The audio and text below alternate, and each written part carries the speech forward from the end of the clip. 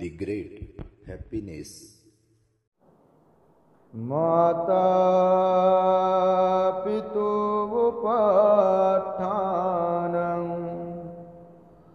उत्तदारस्य संगहो अनाकुलाच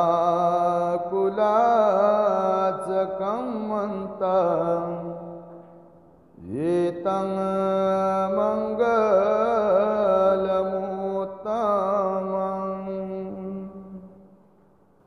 संपूर्ण जगाला ज्यांनी सुख शांती मानवता तथा दुःख मुक्तीचा आर्य संदेश दिला असे ते दुःख मुक्तीचे मार्गदाता दुःखमुक्त महामानव महान कारुणिक तथागत भगवान सम्यक संबुद्ध तथागतांनी आपल्या शुद्ध प्रज्ञेतून निर्मिलेला सद्धम्म आणि त्यात सद्धम्माचा गेली 2500 वर्षांपासून सातत्याने अहोरात्र प्रचार आणि प्रसार करणारा पूजनीय भिक्खू संघ, ज्यांच्या महान आणि असीम त्याग प्रभावामुळे आपल्याला जो हा अनमोल असा बुद्ध धम्म लाभला आणि ज्यांच्यामुळे आपल्याला हे एवढे मोठे वैभव प्राप्त झाले, असे महान युग प्रवर्तक भारतीय राज्यघटनेचे प्रमुख शिल्पकार परमपूज्य बोधिसत्व डॉक्टर बाबासाहेब आंबेडकर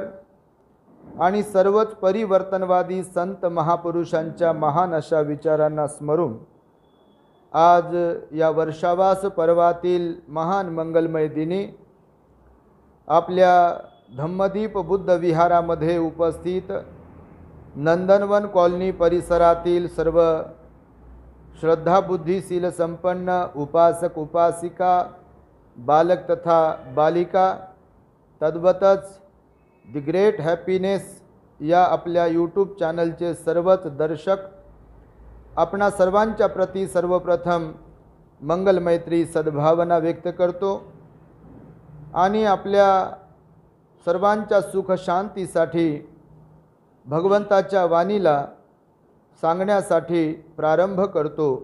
आपण शांत एकाग्र आणि श्रद्धायुक्त चित्ताद्वारे या अनमोल बुद्धवाणीला आपल्या हित सुखाकरिता श्रवण करावे, ग्रहण करावे।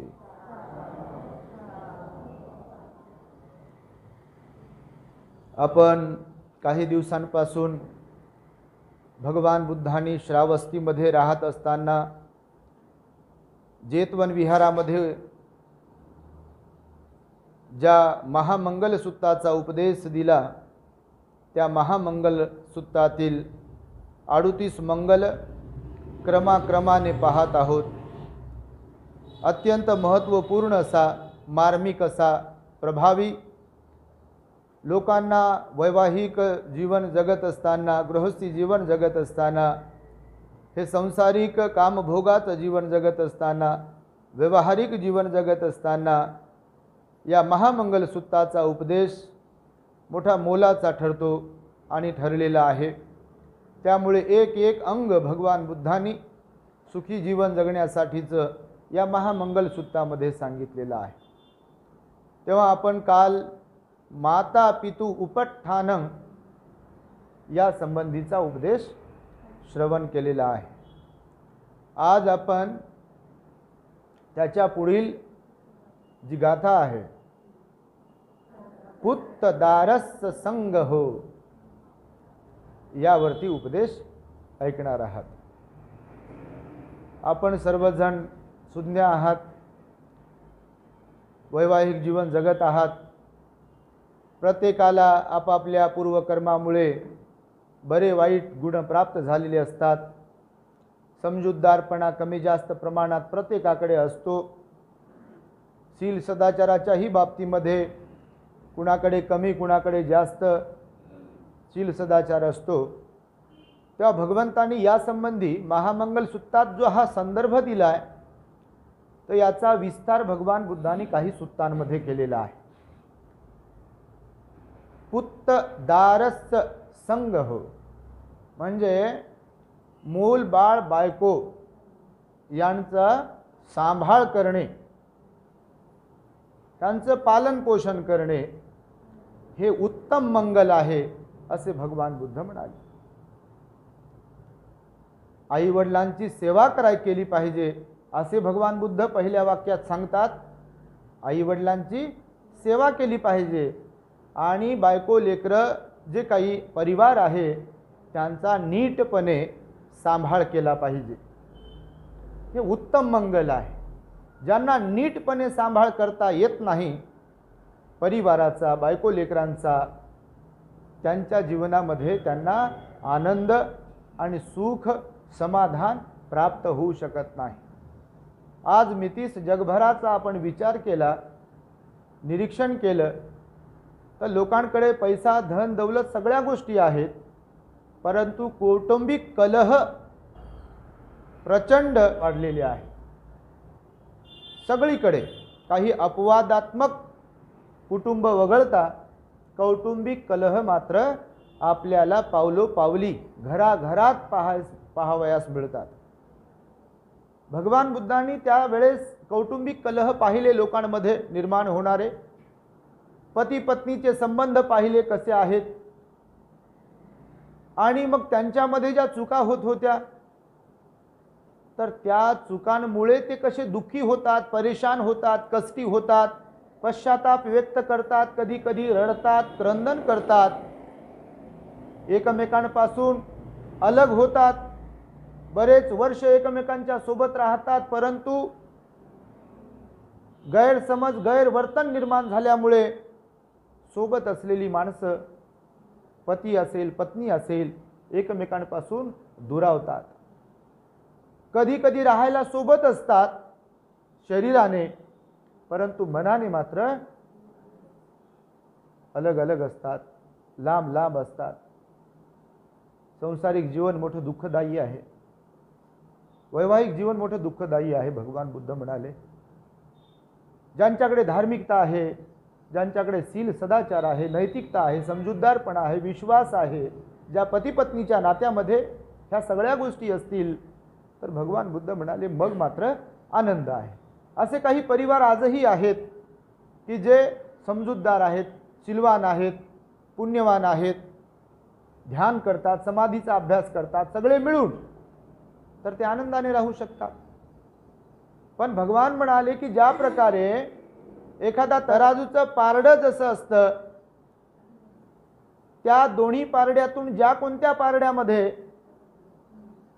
वजन कमी जास्त टाकलं असेल तर ते वजन कमी जास्त असेल तर ते खाली वर असतं.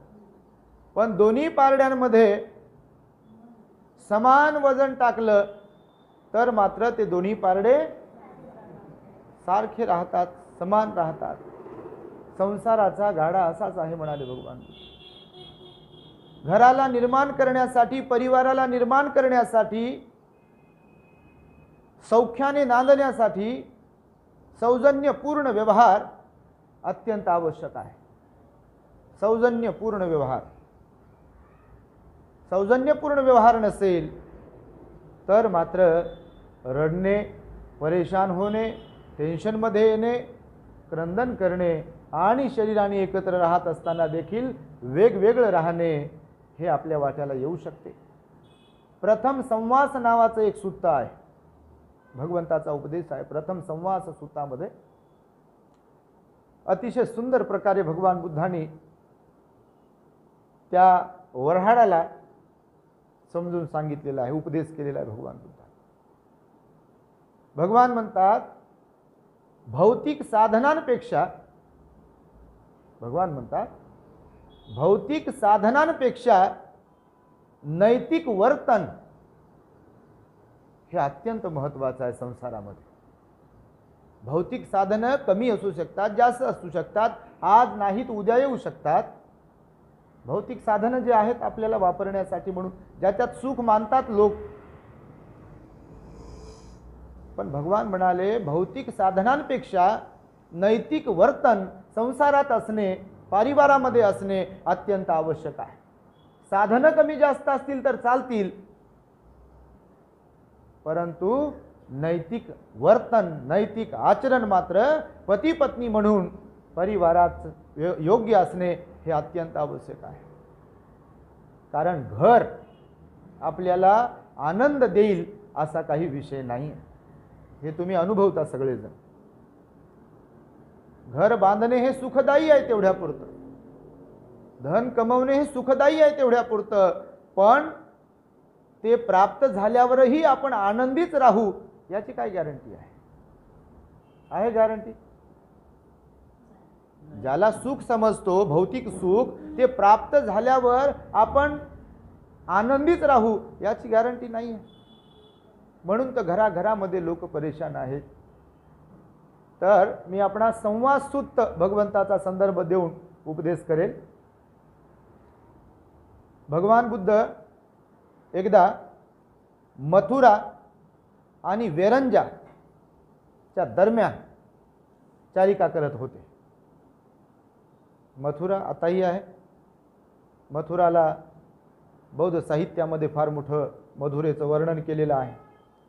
मथुरा ही बौद्ध भिक्खू संघाची एक मोठी मॉनेस्ट्री होती मथुरेला. आता जी मथुरा दिसते आपल्याला तिथे मोठमोठे विहार तिथे त्या ठिकाणी निर्माण केल्या गेलेला आहे. त्या काळामध्ये बौद्ध भिक्खू राहत होते. सर्वत्र भारतामध्ये बौद्ध भिक्खू राहत होते. हजारोंच्या संख्येने बौद्ध भिक्खू राहत होते. पण नंतर भारताची परिस्थिती बदलत गेली, राजे बदलत गेले, सत्तांतर होत गेली आणि त्या लोकांनी बौद्ध धम्माच्या पाऊलखुणा ज्या होत्या, जो वारसा निर्माण केला गेला होता, त्याची तोडफोड करून मोडतोड करून त्यांचं प्राबल्य त्यांनी निर्माण केलेलं आहे. तर मथुरा आणि वेरंजाच्या दरम्यान जेव्हा चारिका करत होते, भिक्खू संघ समवेत असायचा भगवंताच्या, तेव्हा चालता चालता भगवान बुद्ध दुपारच्या वेळेला रस्त्यामध्ये एक मोठं झाड होतं, त्या झाडाखाली थांबले. मग त्या काळातले जे वऱ्हाडी असायचे, लग्नाला जाणारे येणारे लोक, त्याला वऱ्हाड म्हणतात. भगवान बुद्ध मग झाडाखाली थांबले आणि मग एक लग्नाचं वऱ्हाड तिकडनं चाललं होतं. तर रस्त्याने ते चालले असताना भगवान बुद्धाला पाहिलं लोकांनी. त्याच्यात जोडपे जास्त होते. लग्नाला वडीलधारी माणसं जास्त जातात. तर त्या लोकांमध्ये जोडपे जास्त होते, पती पत्नी. मग भगवंताला पाहिलं त्यांनी, भिक्खू संघ बसलेला आहे, भगवान बुद्ध बसलेले आहेत. तर त्यांनी रस्त्यावरून खाली उतरून भगवंताकडे येऊन भगवंताला वंदन केलं, हात जोडले, नमस्कार केला, कुशलक्षेम विचारले आणि बसले सगळे लोक समोर. भगवंतानं विचारलं कुठे गेले होते, काय वगैरे वगैरे. त्या लोकांनी पण भगवंताला विचारलं, भगवान कुणीकडे वगैरे काय आपण विचारतो तशाच प्रकारे. मग त्यांनी सांगितलं लग्नाला गेलो होतो, असं तसं लग्न झालं, कोणाचं काय काय जे असेल ते गप्पा आपण जशा मारतो तशाच. मग भगवंताने त्यांना विचारलं की तुम्हाला माहिती आहे का पती पत्नी किती प्रकारचे असतात? पती पत्नी नवरा बायको किती प्रकारचे असतात या जगात? तुम्हाला माहिती आहे? 4 प्रकारचे पती पत्नी असतात. पती पत्नीचे 4 प्रकार आहेत, हे भगवान बुद्धांनी सांगितलेलं आहे. तर भगवान बुद्धांनी त्यांना विचारल्यानंतर आता ते याच्यात काय शिरायचे, किती प्रकारचे आहेत आणि काय प्रकार आहे काय नाही. लग्न केले, घरदार लेकरं बाळ, संपला विषय. मग भगवंताने विचारल्यानंतर लोक म्हणाले, भगवान आपण सम्यक संबुद्ध आहात, यावर आपण प्रकाश टाकावा, आम्हाला उपदेश द्यावा, अशी आम्हीच आपणास विनंती करतो आहे. भगवान म्हणाले, ठीक आहे, ऐका गृहस्थांनो. पती पत्नीचे 4 प्रकार. पहिला प्रकार भगवान बुद्धांनी सांगताना सांगितले, शेवाबरोबर संवास करतो. शेव म्हणजे प्रेत. दुसरं, शेव देवी बरोबर संवास करतो. शेव देवाबरोबर संवास करतो आणि देव देवी बरोबर संवास करतो. तर मग भगवंताने नंतर ते म्हणाले, भगवान याचं विश्लेषण करून सांगावे आम्हाला, अनुकंपा करून. तेव्हा भगवान बुद्ध मग विश्लेषण करतात. शेवशेवाबरोबर कसा संवास करतात. संवास म्हणजे राहणे, सोबत राहणे, वास्तव्य करणे, एकत्र राहणे, असा त्याचा अर्थ सांगितला. तर भगवान म्हणाले की शेवशेवाबरोबर संवास करतो, याचा अर्थ असा आहे की जो पती आहे आणि पत्नी आहे, दोघेही नवरा बायको दुराचारी असतात, दुशील असतात, अधर्मी असतात, असत्यभाषी असतात, ते हिंसक असतात, चोरीची प्रवृत्ती असते त्यांच्यामध्ये, परस्त्री परपुरुष गमन करण्याची प्रवृत्ती असते त्यांच्यामध्ये, दोघेही खोटारडे असतात, थकवणारे, फसवणारे, चहाडी चुगली करणारे, व्यर्थ बडबड करणारे आणि शिवीगाळ कठोर भाषा बोलणारे, दोघेही नशापान करणारेही असतात. कोणी तंबाखू खाईल, कोणी मावा खाईल, कोणी काय काय काय काय. आजही पुरुषही खातात, नशेली पदार्थांचं सेवन करतात आणि स्त्रियाही करतात. त्याही काळामध्ये पुरुषही नशेली पदार्थांचं सेवन करत होते आणि स्त्रिया देखील.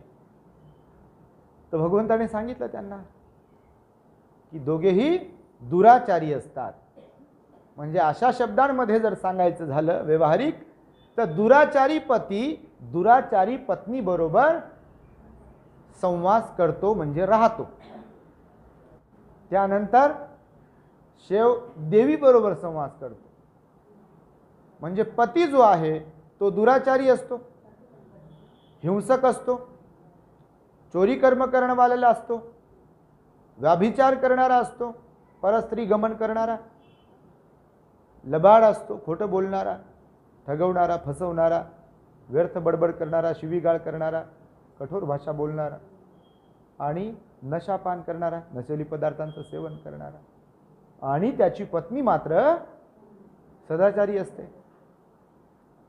हिंसा करत नाही, तिची हिंसेची प्रवृत्ती नसते, चोरीचं कर्म करत नाही, ती व्याभिचारी नसते, परपुरुष गमन करत नाही, खोटं बोलत नाही, चहाडी चुगली करत नाही, व्यर्थ बडबड करत नाही, कठोर भाषा वापरत नाही, शिवीगाळ करत नाही आणि नशेली पदार्थांचं सेवन करत नाही.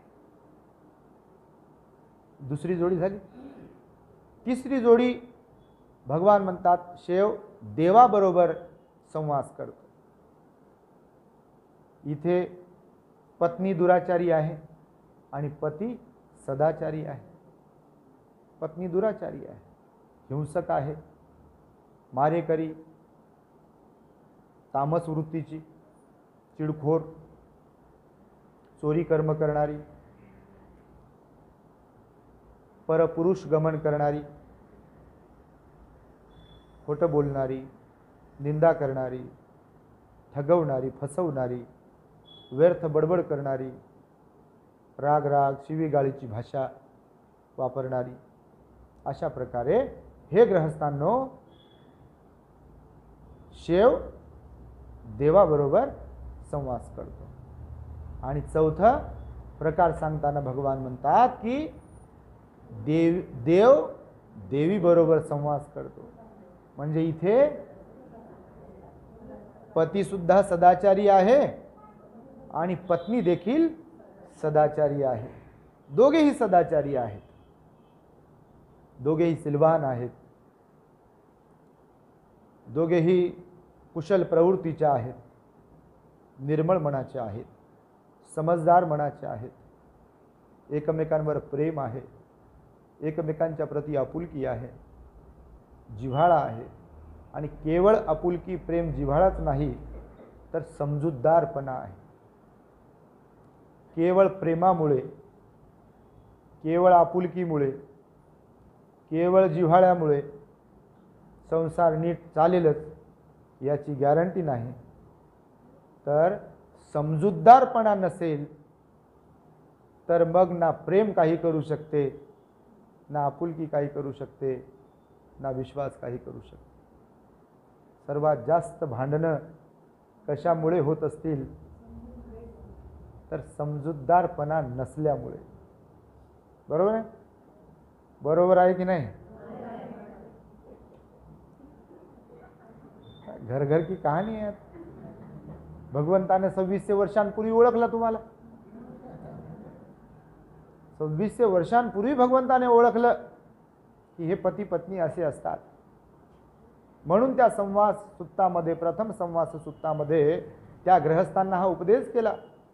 विस्ताराने सांगितलं भगवान बुद्धाने. मग तिथे खूप विस्ताराने सांगितलं की हिंसक प्रवृत्ती कशाला म्हणतात. तर भगवंताने सांगितलं, तुम्हाला माहित आहे हिंसक प्रवृत्ती कशाला म्हणतात. पतीच पत्नीला मारतो असा काही विषय नाही आहे.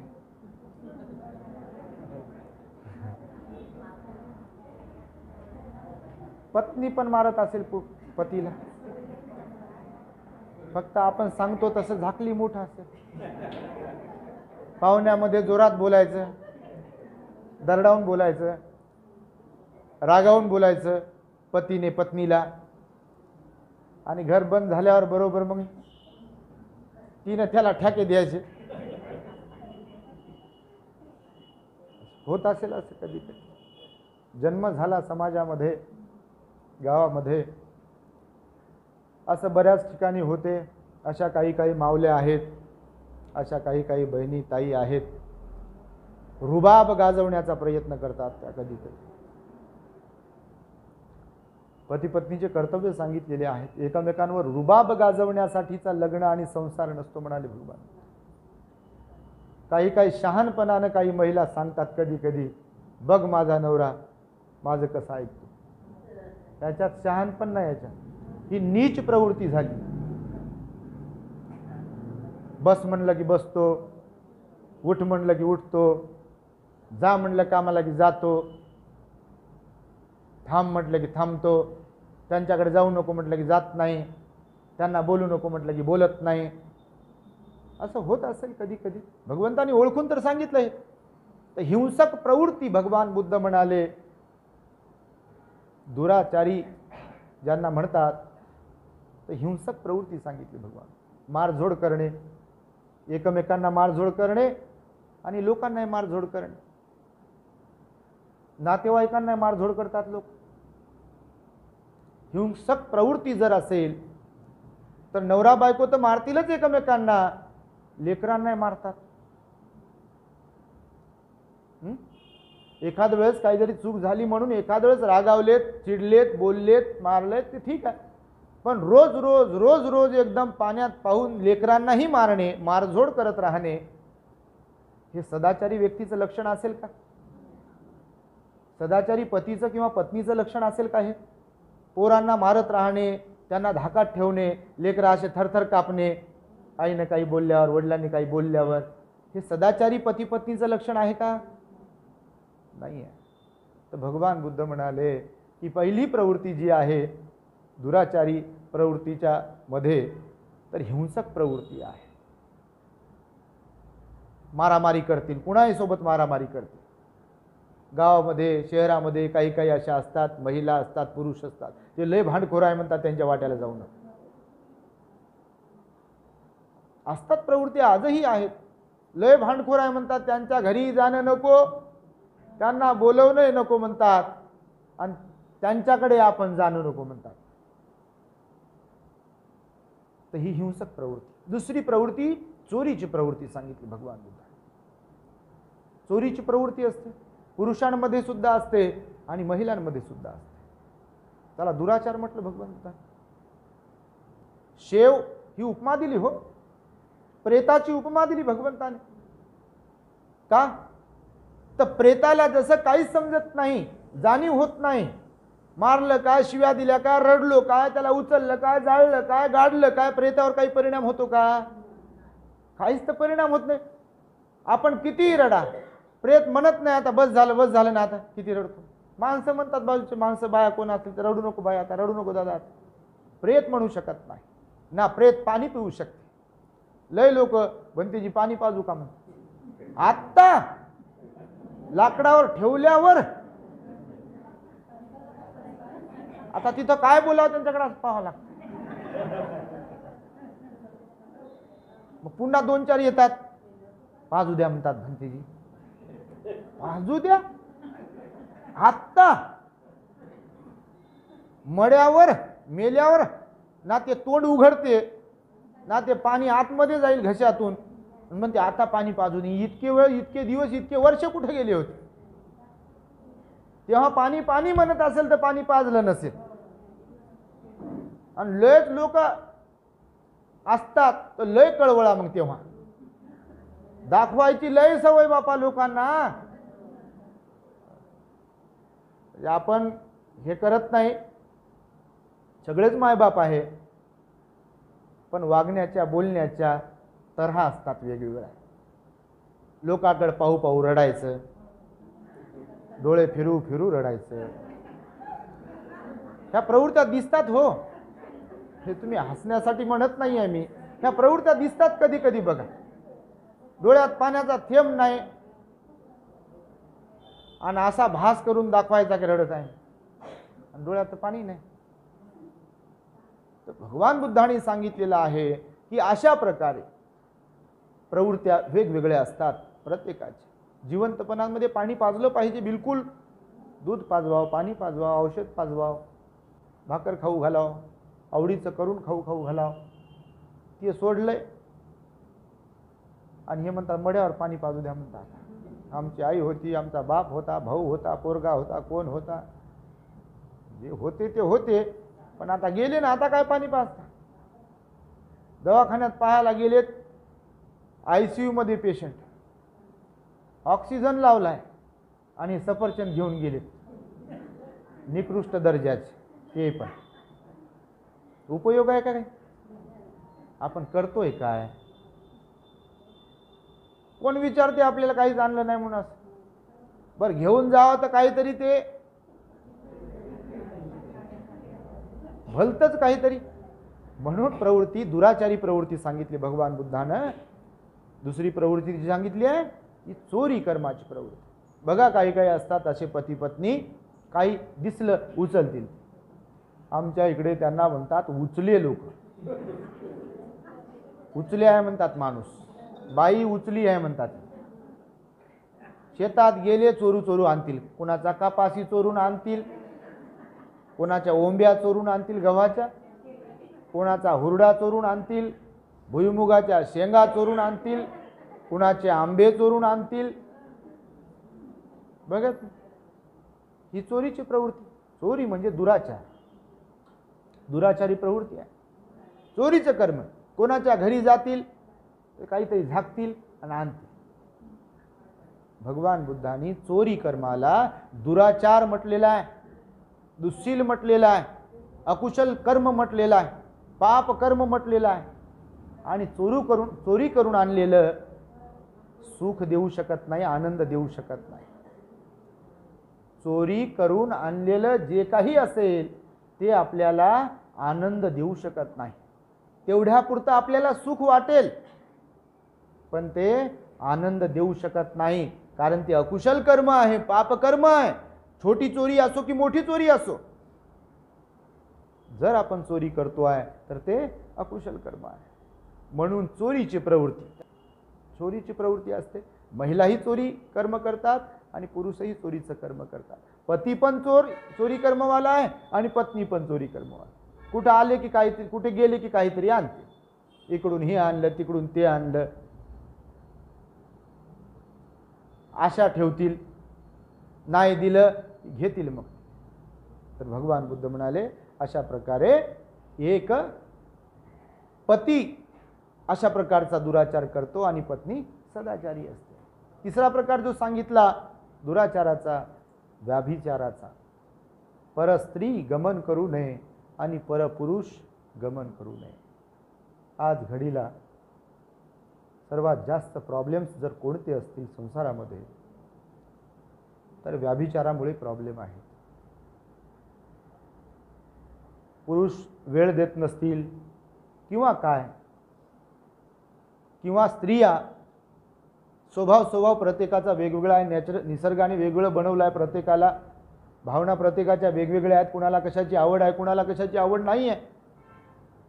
तर तिसरं सील म्हणून सांगितलं भगवंताने व्याभिचाराचं प्रमाण. भगवंताने खरं तर सिगालवाद सुत्तामध्ये पती पत्नीचे नियम सांगितले आहे, त्याच्यातही सांगितलं. पंचशीलमध्ये सुद्धा सांगितलं आहे की विवाहित लोकांनी पत्नी असेल तर परपुरुषाचा विचार करू नये, आणि पुरुष असेल तर त्यांनाही सांगितलं परस्त्रीचा विचार करू नये. जे कोणी पुरुष, ज्या कोणी स्त्रिया पती पत्नी असलेल्या या प्रकारचा दुराचार करत राहतील, त्यांच्या घरामध्ये, परिवारामध्ये, कुटुंबामध्ये कलह वाढल्याशिवाय राहत नाही. कलहच वाढतात. ह्या सगळ्या गोष्टींमुळे तर कलह वाढतात. हे जे सांगितलं भगवंताने हे कलहच वाढवणाऱ्या गोष्टी आहेत. विश्वास तुटला की विषय संपला. विश्वास तुटला, उडाला की जीवनाचा विषय संपला आपल्या. बघा, पतीचा पत्नीवरचा, पत्नीचा पतीवरचा विश्वास जर उडाला की संपलं जीवन. कारण भगवान बुद्ध म्हणतात की इस्सासं परमयाती, म्हणजे या जगात सर्वोच्च, सर्वोत्तम आणि सर्वश्रेष्ठ असं नातं जर कोणतं असेल तर ते म्हणजे विश्वासाचं नातं.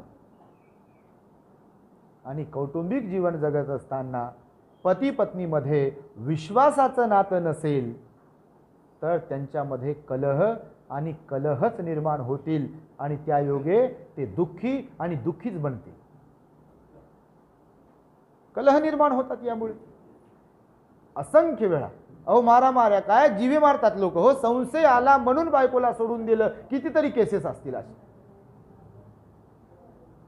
नवऱ्याचा संशय आला म्हणून त्याला कुणाच्या तरी हाताने काटा काढलाय, मारलं, जीव मारलं, अशा बातम्या असतात पेपरमध्ये, वर्तमानपत्रांमध्ये. विश्वास उडाला की सगळं काही उद्ध्वस्त झालं. विश्वासाचं नातं भगवंताने सांगितलं आहे सर्वोत्तम नातं आहे, सर्वोत्तम नातं आहे. म्हणून विश्वास उडवला नाही पाहिजे. आणि यासाठी वरवरचं प्रेम दाखवणं, वरवरच्या गोष्टी ह्या गौण असतात. अंतर्मनातून विश्वासाने आपण वागलो पाहिजे, विश्वासाने राहिलो पाहिजे. पूर्ण खात्री असली पाहिजे. असं म्हणण्याची गरज पडली नाही पाहिजे तुम्ही विश्वास ठेवत नाही, तुम्ही विश्वास ठेवत नाही, अशी गरजच पडली नाही पाहिजे. ना बायकोने ना नवऱ्याने. कलह वाढतात. भगवान बुद्ध म्हणाले खुण होतात, किती वादळ उठते ह्या सगळ्या गोष्टींमुळे. वर्तमानपत्रामध्ये जेव्हा बातम्या येतात तेव्हा फार वाईट वाटते. संशयावरून पत्नीचा काटा काढला, संशयावरून पतीचा काटा काढला, अशा बातम्या असतात हो पत्रांमध्ये. भगवान बुद्धांनी 2600 वर्षांपूर्वी ही गोष्ट सांगितली आहे की पती पत्नीमध्ये विश्वासाचं नातं असायला पाहिजे. त्यानंतर भगवान बुद्धांनी चौथी जी गोष्ट सांगितली आहे, खोटं न बोलण्याबद्दल, चहाडी चुगली न करण्याबद्दल आणि व्यर्थ बडबड न करण्याबद्दल, शिवीगाळीची भाषा न वापरण्याबद्दल. मृदू भाषा सांगितली भगवंताने, मधुर वाणी सांगितली, माणसं जोडणारी वाणी सांगितली भगवंताने. माणसं जोडता येतात हो, वाणी जर चांगली असेल ना. तुम्हाला सांगतो, आता मी हे अनुभवतो आहे. आता अगोदर काही नव्हतं, हे आपलं चॅनल नव्हतं, हे यूट्यूब चॅनल. आता हे यूट्यूब चॅनल जाते, वाया लोक शेअर करतात एकमेकांना प्रवचन.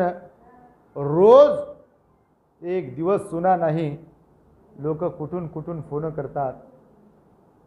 आमच्याकडे येता का भंतेजी, आमच्याकडे या भंतेजी, असा आहे भंतेजी, याच्याबद्दल सांगा भंतेजी, त्याच्याबद्दल सांगा भंतेजी, तुमचं प्रवचन ऐकल्यामुळे भंतेजी फार चांगलं झालं, आमच्या चुका लक्षात आल्या. जेव्हा लोक मेसेज करतात अशा प्रकारचे. सकाळी काल एकांनी मेसेज केला, कोणी माहीत नाही ते, भंतेजी तुम्ही जे आईवडिलांबद्दल सांगितलं, माता पिताची सेवा केल्याने सुगती प्राप्त होते, तर त्यांनी सांगितलं की ते प्रवचन आम्ही रोजचेच प्रवचन आम्ही आमच्या होम थिएटरवर लावतो, टी व्हीवर लावतो. सगळा परिवार बसून प्रवचन पाहते म्हणे बनते. ना तुम्हाला आम्ही ओळखत, ना तुम्ही आम्हाला ओळखत. तर आम्ही मोठा आवाज करतो, तर आमच्या शेजाऱ्यांकडे ते ऐकायला जाते. तर शेजाऱ्यांमध्ये सुद्धा परिवर्तन होत आहे प्रवचन ऐकू ऐकू, आणि आमच्याही परिवारामध्ये आमच्या चुका लक्षात येऊन परिवर्तन होत आहे. तर मी हे यासाठी म्हणून सांगतो आहे की बुद्धाची वाणी जर माधुर्यपूर्ण सांगितली, लोकांना हवी तशी जर आपण सांगितली, व्यवस्थितपणे समजेल अशी जर आपण सांगितली, तर लोक बदलतात. का नाही बदलत लोक? रोज लोकांच्या प्रतिक्रिया बदलण्याच्या, रोज. आणि म्हणून त्यानंतर खोटं न बोलण्याबद्दलची काही गोष्ट सांगितली आहे ती खूप महत्त्वाची आहे. लबाड जर बोलले तर लोक म्हणतात तुझा काही भरोसा नाही म्हणतात. बायको नवऱ्याला म्हणते, नवरा बायकोला म्हणते तुझ्यावर विश्वास ठेवू शकत ना, तू लय लबाड आहे म्हणतात. असतील लबाड म्हणून तर म्हणतात लय लबाड. काही म्हटलं की खोटंच बोलायचं. हो केले म्हणायचे आणि जाऊन आले म्हणायचे मी तिकडे. आता एकदा दोनदा तीनदा लक्षात येत नाही लबाड बोललेलं. अहो लगेच लबाड बोललेलं लक्षात येते, खोटं बोललेलं लगेच लक्षात येते. आपली चर्या मी नेहमी सांगतो, ही चर्या लगेच समोर त्याला सांगते की आपण खोटं बोलत आहोत. म्हणून भगवान बुद्धाने सांगितलं पती पत्नीमध्ये का असेना खोटं नाही बोललं गेलं पाहिजे. जे असेल ते खरं. एखादी चूक केली ना तर ठीक आहे, चूक केली, माझ्याकडून चूक झाली आहे, मला माफ करा. काय फरक पडते? पेट्रोल जळते का? काय? माफी मागायला शिका ना, सॉरी म्हणायला शिका ना. काय फरक पडते हो? काही फरक पडत नाही. कसला इगोन, कसला अहंकारण, कसलं काय, साऱ्याची राख होते ना.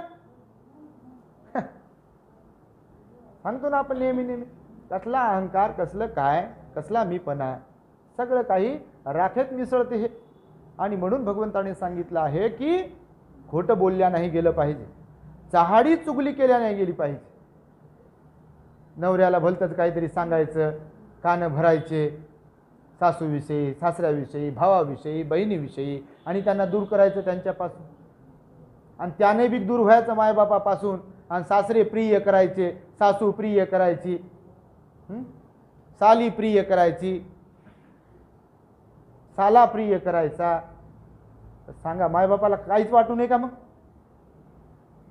हे असं उघड उघड वर्तन होत असताना आपल्या पोराचं मायबापाला काहीच वाटू नये का मग? वाटेल की नाही? वाटणारच झालं. म्हणून भगवान बुद्धाने सांगितलेलं आहे की प्रामाणिकपणा, इमानदारी ही खूप महत्त्वाची आहे. हा ठीक आहे, तुम्ही त्यांच्याबरोबर पण प्रेमाने वागा, सासू सासऱ्यांबरोबर पण प्रेमाने वागा, त्यांची पण इज्जत करा, साला सालीबरोबर पण इज्जतीनंच राहा, त्यांच्याबरोबर पण प्रेमाने राहा, त्यांना सहकार्य करा. असा विषय सांगितला नाही भगवंताने की त्यांच्याशी नीट वागू नका, भांडणच करत राहा, त्यांच्याबरोबर मायबापासोबतच चांगले वागा, असंही नाही सांगितलं भगवंताने. पण ज्या अर्थी तुम्ही त्यांच्याबरोबर चांगले राहू शकता, त्यांची इज्जत करू शकता, त्या अर्थी हे घरातले आहेत ना. घरातल्यांबरोबर पण तर चांगलंच वागलं पाहिजे. दुनियेबरोबर चांगलं वागायचंय, चांगलं बोलायचं, दुनियेला सलाम करायचा, दुनियेची इज्जत करायची, आणि घरच्या लोकांना त्रास द्यायचा हे कोणी शिकवलं? हा दुराचार आहे की नाही? मग हा दुराचारच आहे, भगवान बुद्धांनी सांगितलं. म्हणून चुगल्या करू नये, एकमेकांच्या प्रती सांगू नये. ते वाणीचं दुष्कर्म होते असं भगवंताने सांगितलेलं आहे, अकुशल कर्म होते असं भगवंताने सांगितलं. म्हणून लावून देऊ नये. काल जसं तुम्हाला मी सांगितलं, थुकलं नाही तरी स्वतः थुकायचं, पहा थुकले. कपडे बरोबर धुवायचे नाही, आणि ते धुवायला लागलं की पहा मी धुते कपडे तर धुऊ देत नाही. लय पिना आहेत आपल्याजवळ, सगळ्या माया, सगळ्या बहिणी, लय पिना, लय गोळ्या बंदुकीत आपल्या, तऱ्हेच्या गोळ्या. हे घरातल्या गोष्टी आहेत, तुम्हाला सांगतो. ह्या भगवंताने सांगितल्या, मला कुठं ज्ञान प्राप्त झालंय? हे सारं तर भगवंताचंच आहे हो, सारं भगवंताचं आहे. म्हणून चुगल्या करू नये, चुगली करू नये, एकमेकांच्या प्रती सांगू नये. तसं उलट चांगलं बोललं पाहिजे, कौतुक केलं पाहिजे, सन्मान केला पाहिजे, प्रेमानं बोललं गेलं पाहिजे, व्यर्थ बडबड केल्या गेली नाही पाहिजे. घर आपलं आणि गुणगान गायचं शेजाऱ्याच. काय त्यांची वस्तू, काय त्यांचे कपडे, काय त्यांचं घर, काय त्यांचं हे, त्यांच्यासारखं नाहीच आपल्याकडचं. आपल्याला तर कधीच घडल की कधीच घडेल की म्हणून. अरे घडेल ना कधी, काय घडायचं ते. म्हणजे दुसऱ्याच्याबद्दल बोलायचं चांगलं आणि आपलं बरोबर नाही म्हणून सांगत राहायचं, म्हणजे वातावरण बिघडवायचं. म्हणून भगवंताने सांगितलं शिवीगाळीची भाषा, अर्वाच्य भाषा ही वापरू नये. पतीने पत्नीचा सन्मान केला पाहिजे आणि पत्नीने सुद्धा पतीचा सन्मानच केला पाहिजे. एकमेकांना मोठ्या आवाजामध्ये बोललं नाही पाहिजे. तुम्हाला काहीच समजत नाही, तुम्हाला काहीच समजत नाही म्हणते, हे शिकलं सवरलेलं आणि बोलण्याच्या वेगात म्हणते तुम्हाला काहीच समजत नाही म्हणते. सारं शून्य करून टाकलं, साऱ्या डिग्र्या, त्यानं नोकरी केली, रिटायरमेंट झाली आणि ही म्हणते त्याला तुम्हाला काहीच समजत नाही. अरे नोकरी केली, काय काय काय काय शिकवलंय, कोणकोणते प्लान दिलेत, ते प्लान कार्यान्वित झालेत, त्याचा लाभ झाला लोकांना कोणकोणत्या डिपार्टमेंटला राहून, आणि हे बाई म्हणते तुम्हाला काही समजत नाही. झिरो करून टाकते, जागेवर एकदम थंडगार करून टाकते. आता ते काहीच समजत नाही म्हणजे मुक बसते ते भीक. मग आता काय करी. म्हणून तर भगवंतानं जोड्या सांगितल्या, वेगवेगळ्या प्रकारच्या जोड्या ज्या सांगितल्या ती यामुळेच सांगितल्या. तर प्रथम संवाद सूक्तामध्ये हा उपदेश केला भगवंताने की दुराचारी पती दुराचारी पत्नी बरोबर राहतो, दुराचारी पती सदाचारी पत्नी बरोबर राहतो, दुराचारी पत्नी सदाचारी पती बरोबर राहते आणि सदाचारी पती सदाचारिणी पत्नी बरोबर राहते. आपल्यात कोणती गुणवत्ता क्वालिटी आहे तो ज्याचा त्याचा प्रश्न आहे. म्हणजे या हिशोबाने बोलत नाही की तुम्ही चोर आहे, ही भगवंताची वाणी आहे आणि ही आपल्यापर्यंत पोहोचवत आहे, निमित्त आहे. म्हणून प्रथम संवाद सूक्तामध्ये अशा प्रकारचा उपदेश केला. त्या लोकांनी साधुकार दिला आणि त्यांनी सांगितलं की भगवान आम्ही आमच्यामध्ये सुधारणा करू, एकमेकांशी आम्ही प्रामाणिक राहू, इमानी इतबारे राहू, हिंसेची प्रवृत्ती सोडून देऊ, चोरीची प्रवृत्ती सोडून देऊ, व्याभिचाराची परस्त्री परपुरुष गमनाची प्रवृत्ती सोडून देऊ, खोटं बोलण्याची लबाड वागण्याची लबाड बोलण्याची प्रवृत्ती सोडून देऊ, चुगलीची प्रवृत्ती सोडून देऊ, व्यर्थ बडबड करण्याची शिवीगाळ करण्याची प्रवृत्ती सोडून देऊ, एकमेकांशी प्रेमाने बोलू, प्रेमाने वागू, असं वचन दिलं भगवंताला आणि ते पुढे मग निघून गेले. तर हे प्रथम संवाद सूक्त आहे. पत्नी कशी असावी याचं आदर्श उदाहरण आमच्या दृष्टिकोनातून आज घडीला जर आपण पाहिलं तर माता रमाईचं आहे. त्यागाचं मूर्तिमंत उदाहरण म्हणजे रमाई आहे, रमाई माऊली. त्या काळात जिचा पती बॅरिस्टर होता, विदेशामध्ये शिक्षणासाठी गेला होता, इकडे प्रोफेसर होऊ शकत होता तरी देखील, इकडे वकील होऊ शकत होता तरी देखील नोकऱ्यांवरती पाणी सोडून केवळ समाज हित साधण्यासाठी, केवळ समाजाचं भलं करण्यासाठी म्हणून मी उच्च शिक्षित झालो पाहिजे, जेणेकरून उद्या चालून माझ्या समाजाने माझ्यासारखं उच्च शिक्षण प्राप्त करावं आणि मी जसं काम करतो आहे आपल्या लेकरा बाळांना सोडून हाही आदर्श माझ्या समाजाने घ्यावं, यासाठी बाबासाहेब शिकत राहिले, काम करत राहिले, पूर्ण वेळ बाहेर राहत राहिले. रमाईनं मात्र कधीच तक्रार केली नाही. आपली माय, आपली आई, आपण तिचा आदर्श घेतला पाहिजे. किती तो त्याग. लेकरं मरतायत काय, सासरा मरतोय काय, लहानपणी मायबाप मरतायत काय, मीरा आत्या मरते काय, रामजी बाबा मरतात काय, 18-20 दारिद्र्य, जरी घर चांगलं होतं पण पैशाची चणचण होती, गोऱ्या मोळ्या याच्यासाठी वणवण, दादर परळपासून ते इकडे माटुंग्या माहीमपर्यंत रमाई जायच्या म्हणतात, शेण वेचण्यासाठी, लाकडं वेचण्यासाठी. त्या काळात उच्च शिक्षित जिचा पती होता. मॅट्रिक उत्तीर्ण झाल्यावर लग्न झालं होतं ना, त्या काळातली मॅट्रिक म्हणजे काय? त्या काळातली मॅट्रिक होते बाबासाहेब. उत्तीर्ण झाले नंतर लग्न केलं. एखादी माऊली असती तर बापा तो ॲटिट्यूडच पाहा. आता पाहतो कधी कधी एखाद्या मायकडे एखाद्या ताईकडे तर नुसता ॲटिट्यूड रिकामा, काहीच त्याच्यात चव नाही असा ॲटिट्यूड. अजिबात बेचव ॲटिट्यूड तो. ते बोलणं काय वेगळंच, जणू काय दुसऱ्या ग्रहावरून आलेत. ते वागणं, वागण्याची तऱ्हा, लोकांना हिणवण्याची तऱ्हा, हा ॲटिट्यूड निर्माण होतो कधी कधी काही लोकांमध्ये. त्यासाठी म्हणून म्हणतो आहे की रमाई एक पत्नी म्हणून, एक आई म्हणून आदर्श उदाहरण आहे. कधीच कोणतीच तक्रार नाही. क्षयरोग झाला तरी देखील आपलं दुखणं झाकून ठेवलं आणि पतीसाठी मात्र राबायचं. त्याला म्हणतात आदर्श पत्नी. आदर्श पत्नी होती रमाई. तिच्यापासून आपण आदर्श घेतला पाहिजे, कारण आपण लेकी आहात तिच्या. आपण लेकी आहात ना तिच्या, तर रमाईकडून आदर्श घेतला. साधी भोळी रमाई होती. एका बॅरिस्टराची पत्नी जरी होती तरी साधी भोळी होती. गर्व नव्हता, अहंकार नव्हता, कुणाची ईर्ष्या नाही, कुणाला हिणवणं नाही. प्रचंड कारुण्य तिच्या हृदयामध्ये. किती कारुण्य. त्या हॉस्टेलला गेली म्हणतात तिकडे धारवाडला. पोरांची भाकरी चटणी जे काही संपलं होतं म्हणतात. गळ्यातले मणी, जे काही सोनं होतं, बांगड्या, त्या दिल्या म्हणतात, गहाण ठेवल्या. त्यातून पैसे आणले आणि पोरांना खाऊ घातलं म्हणतात. काय ते कारुण्य, काय ते प्रेम, काय ती आपुलकी. अशी पत्नी होता आलं पाहिजे आपल्याला. केवळ हे नाही ते नाही, तुम्हाला काही समजत नाही, हे आणत नाही ते आणत नाही, नुसत्या तक्रारीच तक्रारी. मला कपडे घेतले नाही, आता हा सण आला मी काय असंच राहू का? अरे काय असंच राहतं? सारं कपाट भरलं ना, कपाट भरलंय सारं. सारं गाव नेसू शकते एवढे कपडे यांच्या घरात. सारं गाव नेसू शकेल एवढे कपडे. हो,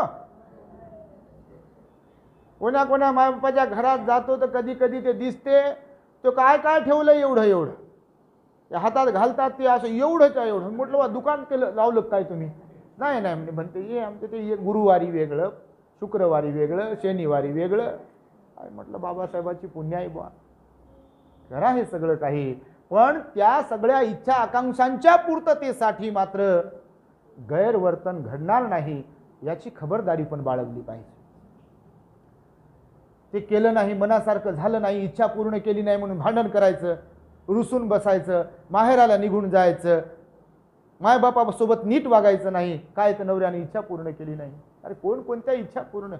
भगवान तर म्हणतात इच्छा पूर्ण करण्यासाठी देखील आपल्याकडे सद्वर्तन असायला पाहिजे. इच्छा पूर्ण करत असताना देखील. नाही तर आपल्याच इच्छा पूर्ण झाल्या पाहिजे, माझ्याच इच्छा पूर्ण झाल्या पाहिजे असं म्हणताच बटन दबते आणि दुसऱ्याच्या इच्छेचं काहीच देणं घेणं नाही आपल्याला. जणू काही एकटेच आपण राजा. हो, आपल्याकडून पण तर इच्छा असतील कुणाच्या. आपल्याला जशा अपेक्षा असतात तशा दुसऱ्यांना नसतील का? मग दुसऱ्यांना पण तर असतील ना. तर मग त्या दुसऱ्यांच्या पण तर अपेक्षा आपण पूर्ण केल्या पाहिजे, त्यांच्या पण तर विचार केला पाहिजे आपण.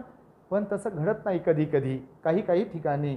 आणि म्हणून भगवान बुद्धांनी सांगितलेलं आहे की आपण इच्छा आकांक्षांची पूर्तता करीत असताना आपली नैतिक मानसिकता, नैतिक बाब, नैतिक स्वभाव हा ढळू दिला नाही पाहिजे. नैतिकता ही खूप महत्त्वाची आहे. इज्जत खूप महत्त्वाची आहे. लोभापेक्षा लाभापेक्षा इज्जत प्यारी आहे असं बाबासाहेबांचं एक कोट आहे. 15 ऑक्टोबर 1956 धम्मदीक्षा दिल्यानंतर बाबासाहेबांनी जे ऐतिहासिक भाषण दिलं त्या भाषणामध्ये हा संदर्भ आहे. मुंबईच्या एका इलाक्याचं उदाहरण देऊन सांगतात लोक, आपल्या बाबासाहेब आपल्या लोकांना. मुंबईमध्ये एक इलाका आहे म्हणतात, तिथे गैरवर्तन करून पैसा कमवणे, नको त्या गोष्टी करून आपला उदरनिर्वाह चालवणे अशा प्रकारचा एक एरिया मुंबईमध्ये आहे म्हणतात बाबासाहेब. आपल्या लोकांना समजून सांगतात ती भाकरी काही कामाची नाही, तो ऐशो आराम काही कामाचा नाही की ज्याच्यात आपली इज्जत चव्हाट्यावरती ठेवली जाईल. ती भाकरी काय कामाची. म्हणून लाभापेक्षा इज्जत प्यारी आहे आणि मला माझ्या माणसांना इज्जत प्राप्त करून द्यायची आहे असं बाबासाहेब म्हणाले. इज्जत खूप महत्त्वाची आहे असं म्हणून कोणत्याही भगिनीनं गावातल्या शहरातल्या कुठेही राहणाऱ्या आपली इज्जत घालवू नये. इज्जत खूप महत्त्वाची असते. का तर तुम्ही गृहस्थ आहात, उद्या तुमच्या घरी औलाद असणार आहे, तुमचे नातेवाईक असतात, तुम्हाला मायबाप असतात आणि सगळ्या गोष्टींमध्ये महत्त्वाचं काय असेल. गरीब असेल तर परवडलं, गरीब असेल तर परवडते. भौतिक साधनांची कमतरता असेल तर ते परवडते. कोणी म्हणू शकत नाही आपल्याला, गरिबीची खिल्ली कोणी उडवू शकत नाही. पण इज्जत जर आपल्याकडे नसेल तर मान खाली घालावी लागते. आणि वरमान करून जरी इज्जत चव्हाट्यावर लावून आपण वरमान करत असेल तरी कुत्र्याला किंमत देतील लोक, तशा बाईला माणसाला लोक किंमत देत नाही. देतात का? बिलकुल देऊ शकत नाही. कसे देतील? गरीबाला बोलवतील सोयरिकीला, गरीबाला बोलवतील सोयरिकीला, घरी चहा घ्यायला, त्यांच्याकडून सल्ला घ्यायला, त्यांचं मार्गदर्शन घ्यायला गरीबाला बोलवतील. इज्जतदार गरीब असलेले त्यांना. पण ज्यांनी इज्जतच आपली विकली आहे, इज्जतीचाच खेळ खंडोबा केलाय, लोक त्यांच्याकडे पाहतही नाही, त्यांना बोलवणं तर दूर राहील. म्हणून तर बाबासाहेब म्हणाले इज्जत खूप महत्त्वाची आहे. म्हणून प्रत्येक पती आणि पत्नीनं इज्जतीनं राहिलं पाहिजे, इज्जतीनं वागलं पाहिजे. इज्जत खूप महत्त्वाची आहे. आणि त्यामुळे म्हणून मी हे भर देतो आहे, हे भर देऊन जे बोलतो आहे, तर अशा प्रकारचं वातावरण आहे आणि असते. आणि त्याला समूळ नष्ट करण्यासाठी भगवंतांनी हे अशा प्रकारचे उपदेश केलेले आहेत. पठम समजीवी नावाचं एक सूक्त भगवंतांनी त्याचा एक उपदेश केला. थोडक्यात सांगतो मी. भगवान भर्ग देशामध्ये सुसुमारगिरी पर्वतावर भेसकला वनामध्ये वास्तव्य करत होते.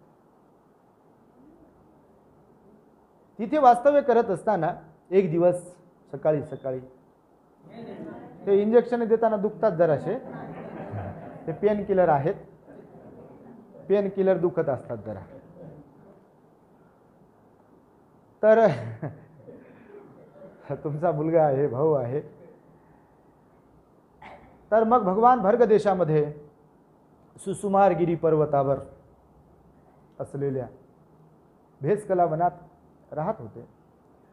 आणि तिथून मग सकाळी सकाळी एका नगरामध्ये भगवान भिक्षापात्र घेऊन भिक्षाटनासाठी आले. नकुल पिता आणि नकुल माता नावाचं एक दाम्पत्य होतं. अतिशय सुप्रसिद्ध असा त्यांचा दाखला दिला जातो बौद्ध साहित्याचं वर्णन करत असताना. आदर्श पती आणि आदर्श पत्नी म्हणून त्यांचं कौतुक केलेलं आहे भगवंताने. भगवान आले सकाळी सकाळी दारावर भिक्षापात्र घेऊन. फार पुण्यवान लोक असायचे की ज्यांच्या दारामध्ये लोक भगवान भिक्षापात्र घेऊन जात असतील, ज्यांच्या घरी जात असतील. आणि मग ते श्रद्धावान होते.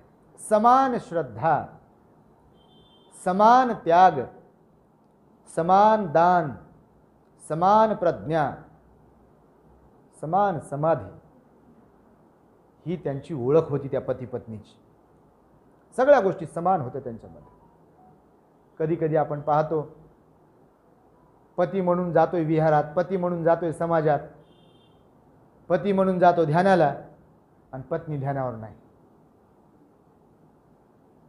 कधी कधी पत्नी जाते विहारात, कधी कधी पत्नी जाते ध्यानाला, कधी कधी पत्नी उपवासाचं पालन करते आणि पती ध्यानावर नाही. पती भलत्याच गोष्टी करते, भलत्याच गोष्टीत रममान, आणि लोकांना सांगते विगवर तोंड करून आमची बाई रोज विहारात जाते, उपवासाचं पालन करते, ध्यान करते. तुम्ही काय घेतलं तिच्याकडून? तिचं कौतुक करण्यापेक्षा तुम्ही पण तशा प्रकारचं वर्तन केलं पाहिजे. कारण दोघांनी तसं वागणं हे भगवान बुद्ध म्हणाले हे अत्यंत आनंददायी सुखदायी आहे. परिवारामध्ये आनंद प्राप्त होतो, त्याच्यामुळे एकमेकांमध्ये मॅच्युरिटी निर्माण होते, समजूतदारपणा निर्माण होतो.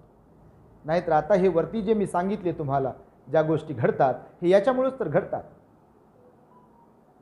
बैलगाडीचं एक चाक असं छोटंसं केलंय आणि एक चाक मोठं, काय होईल? गाडी अशी एकार एकार एकार एकार एकार एकार ओढते. गावाकडे लहान होतो मी तेव्हा, तर बैलगाडीला बैल जुंपवायचे. तर काही काही बैल असे वाकडे वाकडे चालायचे, त्याला काहीतरी म्हणतात हो, शिवळावर चालणं. असे एकीकडेच चालायचे, ते पाय मध्ये आणि शरीर बाहेर बैला. जे बैल असा शिवळावर चालते तर ती गाडी एकीकडेच वळते. तर असे कधी कधी काही काही लोक एकार एकार एकार एकार एकाच पद्धतीने गाडी पुढे जाते त्यांची.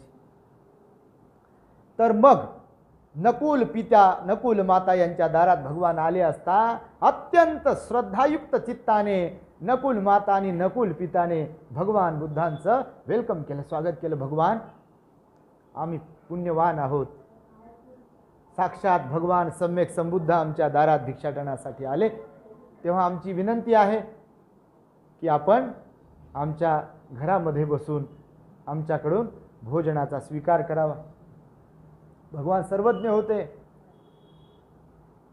गेले भगवान बुद्ध घरामध्ये बसले, भोजन वगैरे ग्रहण केलं. भगवंताने भोजन वगैरे ग्रहण करून झाल्यानंतर त्यांनी अतिशय प्रेमाने आपुलकीने मायेने भगवंताला भोजन वाढलं.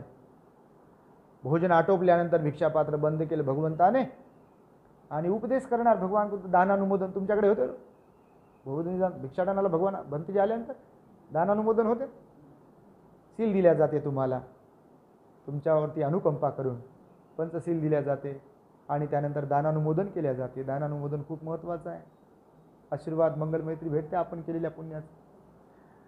भगवंताने दानानुमोदन करण्याच्या पूर्वी नकुल माता भगवंताच्या समोर गुडघ्यावर बसतात आणि भगवंताला म्हणतात, भगवान, मी माझ्या जीवनामध्ये या माझ्या पत्नीबरोबर राहतो आहे, जी की अत्यंत सदाचारी आहे, सिलवान आहे, सुसंस्कारी आहे, संयमी आहे, ध्यानी आहे, उपोषधधारी आहे. आत्तापर्यंत भगवान आमची कधीच भांडणं झाली नाही. आत्तापर्यंत आम्ही कधीच असं झालं नाही की एकमेकांना समजून घेतलं नाही. आत्तापर्यंत भगवान आमच्यामध्ये कधीच खडाजंगी झाली नाही, वाद झाला नाही, विवाद झाला नाही. अत्यंत विश्वासाने आम्ही एकमेकांसोबत राहतो, अतिशय आनंदाने आम्ही एकमेकांसोबत राहतो. कधी कोणाकडून तक्रार नाही, कधी कधी काहीच नाही. रोज विहारात जातो आम्ही भगवान, सकाळ सायंकाळ. रोज दानपुण्य करतो, रोज सील पालन करतो, उपोषध पालन करतो आणि ध्यानही करतो. सर्वांच्या प्रति मंगल मैत्री करतो. तर भगवान बुद्धाला नकुल पित्यानेही असंच सांगितलं आणि नकुल मातेनेही असंच सांगितलं. भगवान, लग्न झाल्यापासून यांच्याकडून मला कुठलाही त्रास नाही.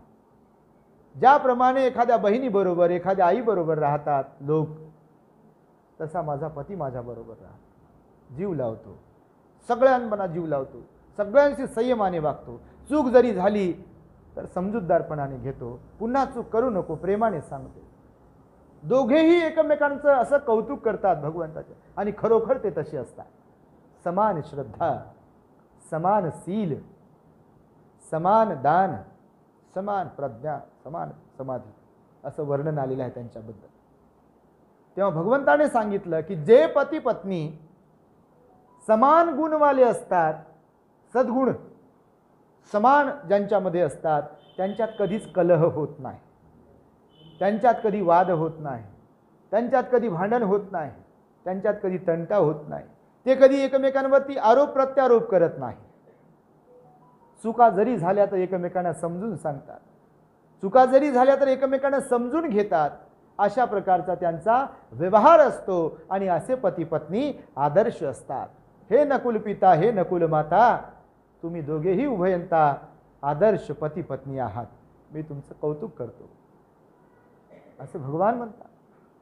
तेव्हा या नकुल माता नकुल पिता या जोडप्याकडून देखील आपण आदर्श घेतला पाहिजे.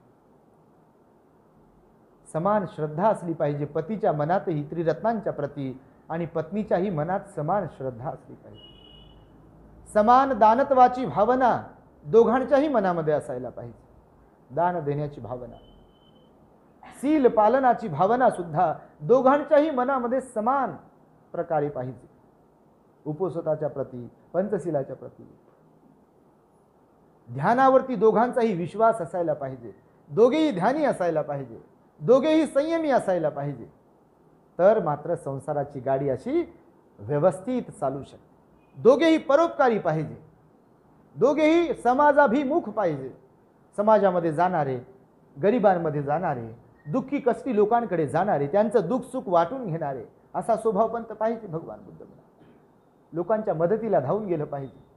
केवळ स्वतःच चांगलं वागायचं आहे एवढं पुरेसं नाही म्हणाले गृहस्थ लोकांच्यासाठी. तर भगवान म्हणाले सर्व लोकांबरोबर सुद्धा आपण चांगलं वागलो पाहिजे, चांगलं बोललो पाहिजे, त्यांची मदत केली पाहिजे, संकटकाळी धावून गेलो पाहिजे, सुख दुःख ओळखलं पाहिजे. का तर गृहस्थ आहात. जर इतरांचं सुख दुःख ओळखलं तर लोकही आपल्यासाठी धावून येतील. आपणच आपल्याला कडिबंद केलं आणि बस आपणच चांगले आहोत आणि बस आपण चांगले आहोत एवढाच जर विचार केला तर भगवान बुद्ध म्हणाले लोक तुमच्याकडे कसे कसे फिरकतील. समाजामध्ये राहतो आपण आणि त्यामुळे भगवंताने अशा प्रकारचं एक उपदेश केलेला आहे. त्यानंतर सिगालोवाद सुत्त मी तुम्हाला शिकवणार आहे महामंगल सुत्तामध्ये. सुत्ताच्या नंतर त्याच्यामध्ये पती पत्नी हे पश्चिम दिशा आहेत असं भगवंताने सांगितलेलं आहे. पती पत्नी हे पश्चिम दिशा आहेत आणि पती पत्नीची पूजा केली गेली पाहिजे. पूजा म्हणजे भगवंतानं हे वर्तनाच्या संदर्भात सांगितलं. बौद्ध पद्धतीने होणाऱ्या विवाहामध्ये तुम्ही कधी ऐकत असता की नाही माहिती नाही, मी मात्र लोकांना जिथे कुठे लग्नाला गेलो तिथे ऐकवण्याचा प्रयत्न करतो. ज्या लग्नामध्ये लोक बोलवतात आम्हाला तिथे लोकांना शांततापूर्ण वातावरणामध्ये शपथविधी प्रतिज्ञा ज्याला म्हणतात त्या आम्ही लोकांना ऐकवण्याचा प्रयत्न करत असतो आणि त्या ऐकल्या पाहिजे. ऐकल्या तर समजतील आपल्याला प्रतिज्ञा काय आहेत. पतीसाठी प्रतिज्ञा सांगितल्या, शपथविधी सांगितला, त्यांची कर्तव्य आहे. शपथविधी प्रतिज्ञा म्हणजे कर्तव्य. तत्वांचं पालन करण्यासाठी भगवान बुद्ध त्यांना जाणीव करून देतात. पतीला सांगताना भगवान बुद्धांनी सांगितलं की मी माझ्या पत्नीचा सन्मान करेन, मी माझ्या पत्नीचा अपमान करणार नाही, मी अनीती व अनाचारापासून सदैव अलिप्त राहून माझ्या पत्नीचा विश्वास संपादन करेन, मी माझ्या पत्नीला अन्नधान्याने संतुष्ट ठेवेन आणि मी माझ्या पत्नीला अलंकारादी आभूषणांनी संतुष्ट ठेवेन. हे 5 सूत्र, 5 तत्व, 5 नियम, 5 कर्तव्य, 5 शपथ, 5 प्रतिज्ञा भगवंताने पतीसाठी म्हणून सांगितलेले आहे, पत्नीसाठी म्हणून पण सांगितलेले आहे. मी माझ्या घरच्या मंडळींशी, नातेवाईकांशी सौजन्याने वागे, मी माझ्या घरच्या मंडळींशी चांगली राहून घरकामात कधीही आळस न करता दक्ष राहील, मी सुद्धा अनीती व अनाचारापासून अलिप्त राहील, माझ्या पतीचा विश्वास संपादन करेल, पतीने कमविलेल्या धनदौलतीचे दक्ष राहून रक्षण करेल. घराला घडविण्यामध्ये, टिकवण्यामध्ये, सांभाळण्यामध्ये मी माझे कर्तव्य पणाला लावे. असे एकंदरीत 5-5 कर्तव्य पती आणि पत्नीचे सिगालोवाद सुत्तामध्ये सांगितलेले आहे. भगवंताचा उपदेश आहे. जे कोणी पती पत्नी भगवंताने सांगितलेल्या या 5 कर्तव्यांचं पालन करतील तर मला सांगा कलह निर्माण होतील का त्यांच्यामध्ये? कोणीही असो, याच्यासाठी जातीचा, धर्माचा, संप्रदायाचा काही संबंध नाही. ते बौद्ध म्हणून घेणारे असतील, हिंदू म्हणून घेणारे असतील, मुस्लिम म्हणून घेणारे असतील, ख्रिश्चन म्हणून घेणारे असतील, शीख म्हणून घेणारे असतील, किंवा अजून कोणी, सुखी वैवाहिक जीवनासाठी भगवंताने हा उपदेश दिलेला आहे. सुखकर वैवाहिक जीवनासाठी, ज्यांना आपलं जीवन सुखकर व्हावं, वैवाहिक जीवन असं वाटतंय, त्यांच्यासाठी हा उपदेश आहे भगवंताचा. सोन्याचा संसार ज्याला तुम्ही समजता, म्हणता, शब्दप्रयोग करता, तर टी व्हीतली मालिका पाहून सोन्याचा संसार काही होत नाही. टी व्हीतल्या मालिका पाहून मात्र तेवढ्यापुरतं भावनिक होतात लोक, तेवढ्यापुरते कल्पना करत बसतात, कल्पना विश्वास जातात लोक. असं बोलायला पाहिजे नव्हतं, असं बोलायला पाहिजे होतं, असं करायला पाहिजे होतं, तसं करायला पाहिजे होतं, तेवढ्यापुरतं आपल्या मनात येते ते चित्र पाहू पाहू, पण त्यांच्याबद्दल येते, पण स्वतःबद्दल येत नाही. असं होत असेल कधी कधी.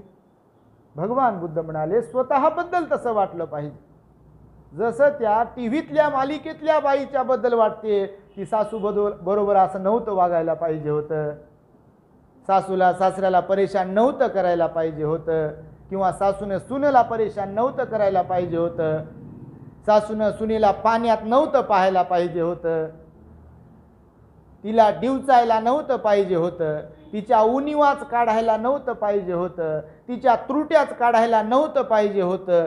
हे जे टी व्हीत पाहून कोणाला वाटत असेल, तर टी व्हीतलं पाहिलेलं जर काही घेण्यासारखं असेल तर मग ते घ्यावं आपण. नुसतंच पाहून म्हणू नये उद्या काय घडते पाहू, उद्या काय घडते पाहू. त्यांचं पैसे कमवण्यासाठी घडत राहील, काय घडायचं ते.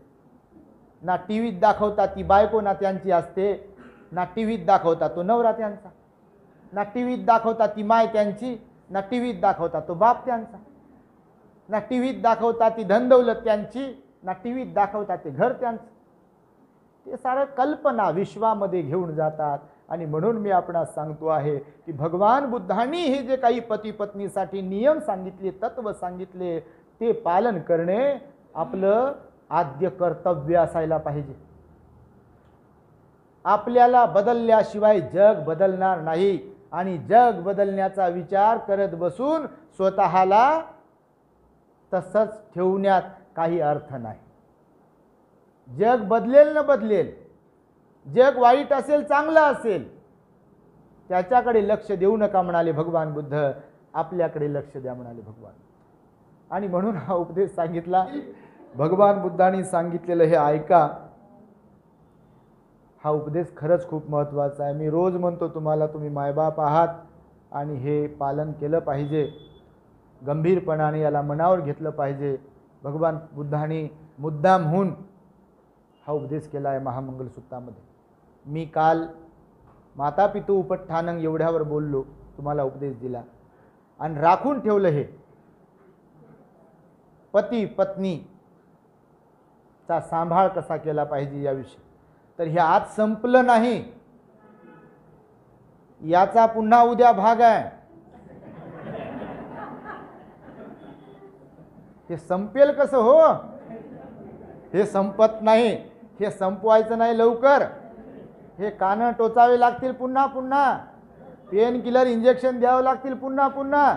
नाही तर नुसत्याच गोष्टी सांगितल्यात, एक होता राजा, एक होती राणी, मग असं झालं मग तसं झालं, हां फार चांगलं फार चांगलं, त्याला काय अर्थ आहे?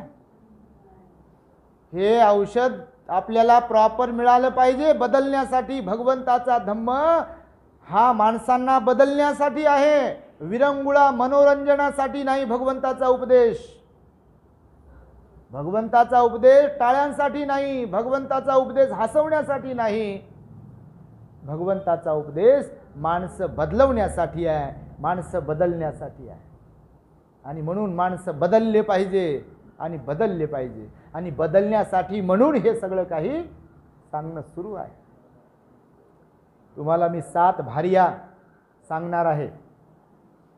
7 प्रकारच्या पत्नी सांगितल्या भगवंताने, त्याही सांगणार आहे. मिगार मातेला विशाखाला तिच्या बापाने भगवान बुद्धांच्या ऐकून 10 सूचना शिस्त नियम सांगितलेले आहेत तेही मी आपणास सांगणार आहे। तेव्हा निश्चितपणे आपण त्याचा लाभ घ्याल अशी अपेक्षा आहे आणि त्यामुळे आजचा हा उपदेश या ठिकाणी आपण संपन्न करतो आहे। या उपदेशाप्रमाणे आपण आपल्या जीवनामध्ये स्वतःला बदलवून तशा प्रकारचं वर्तन ठेवून आपल्या वैवाहिक जीवनाला सुखकर आणि यशस्वी बनवाल अशा प्रकारची एक मंगल आणि उदात्त कामना व्यक्त करून मी माझ्या शब्दांना या ठिकाणी पूर्ण विराम देतो। भवतु सब मंगलम रक्षन्तु सब देवता सब बुद्धानुभावेन सदा सुखी भवन्तु ते। भवतु सब मंगलम रक्षन्तु सब देवता सब धम्मानुभावेन